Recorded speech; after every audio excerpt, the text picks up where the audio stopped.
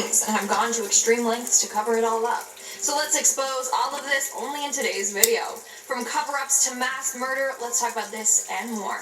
Top 10 terrifying things the church doesn't want you to know, part 2. Starting off this countdown, we have the nuns. In 2019, Pope Francis for the first time addressed the horrors that happened to nuns in the Catholic Church.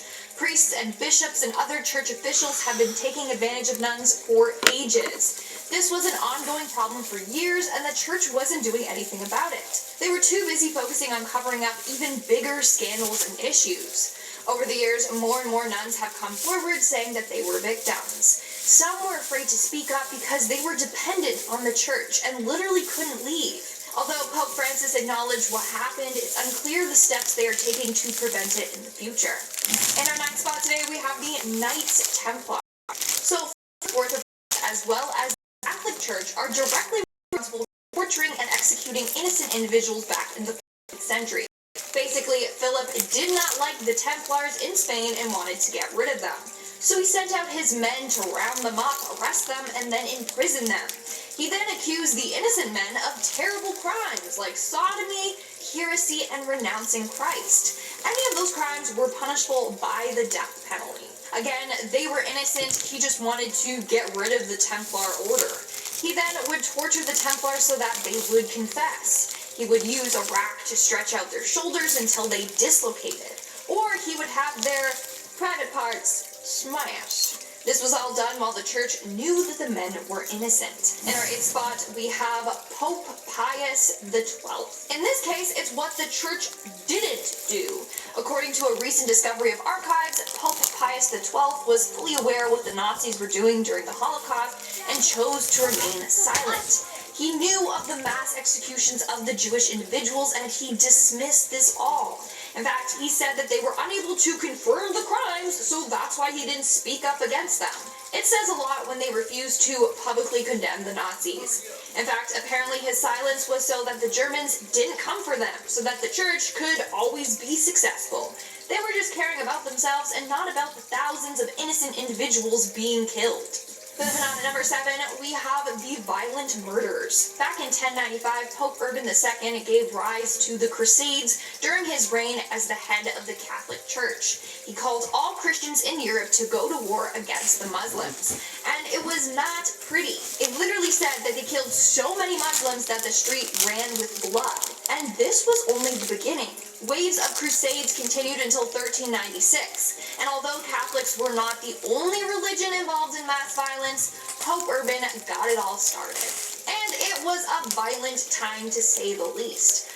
Everyone was killed, no matter their age. Some people's heads were even put on sticks and then they would carry them around to scare others. Like, that is hella messed up. In our 6th spot today, we have William Tyndale. During the 16th century, William took it upon himself to translate the Bible into vernacular English, so that more people were able to read it. But for some reason, the Catholic Church did not like him doing this, which is weird. Wouldn't they want the Bible translated so more people would become followers of it? Anyways, William actually had to go into hiding because the church was coming for him. They even burned copies of the Bible that were being smuggled around Europe. In the end, William was captured, tried for heresy, and then burned at the stake. He literally did nothing wrong. Want to know something even more messed up?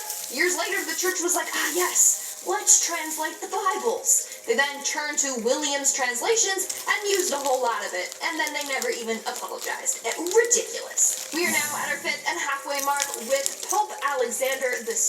So, Pope Alexander VI was said to be one of the worst popes in history. Why? Well, he is known for something known as the Banquet of Chestnuts. He basically invited 50 women over and told them to strip for him.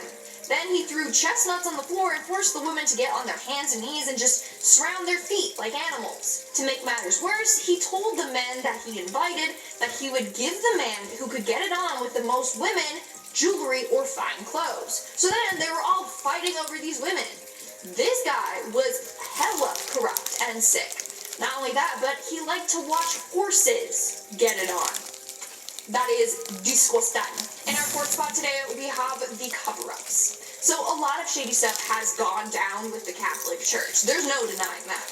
For years, the church knew all about the scandals surrounding the leaders of the church and how they would take advantage of innocent individuals, but they kept brushing this issue under the rug. Then in 2001, the Vatican told them that any cases should be reported directly to the Vatican hierarchy. Years later, they still weren't dealing with any of these cases. In 2004, instead of getting rid of the priests in question, they just moved them to different churches or different countries. So that didn't really stop them. They just had a new set of people that they could take advantage of. They literally cared more about their priests than the victims. Moving on to number 3, we have the grooming. Over the years, people of power at the church have groomed a number of young individuals. Today, I'm sharing the story of Michael. When he was young, he was groomed and forced into doing things he didn't want to do. One of the brothers of the church would bring him to Broadway shows and movies. This was all part of the grooming process. Then when he entered the congregation of Christian brothers, that's when he was abused and groomed by 4 or 5 different men.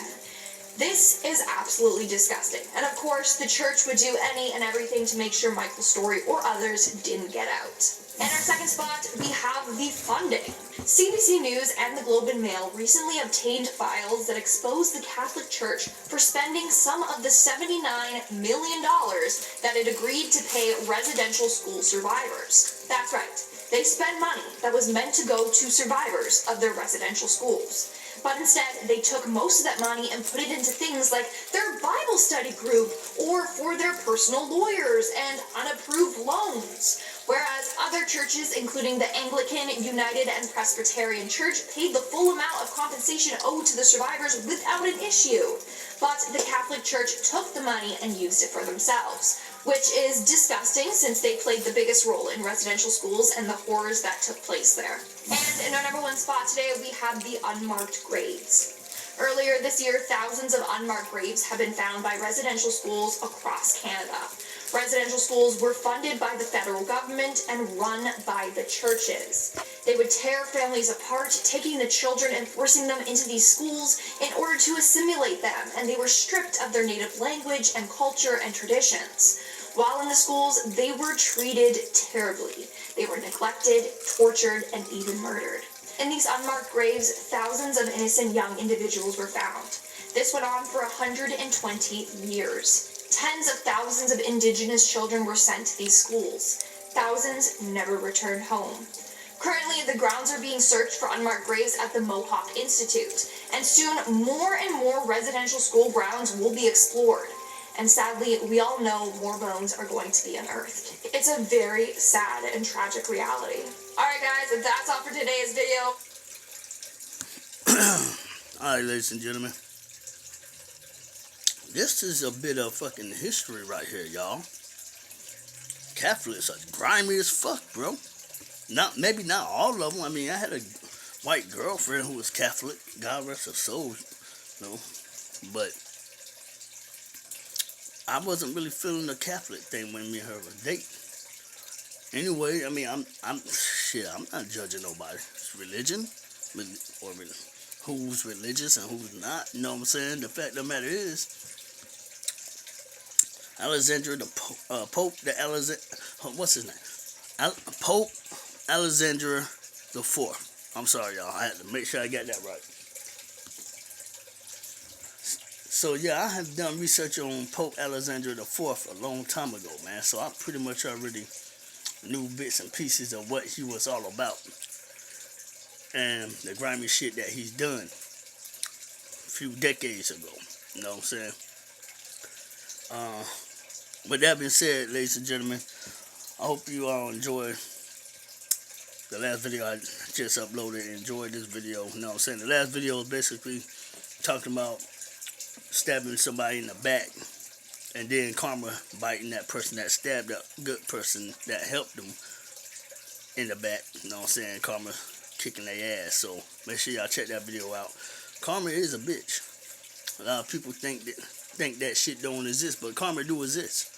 And this video here, I love history. I just love to talk about history, ladies and gentlemen. I might do some more videos on Pope Alexander IV, man. It's just crazy.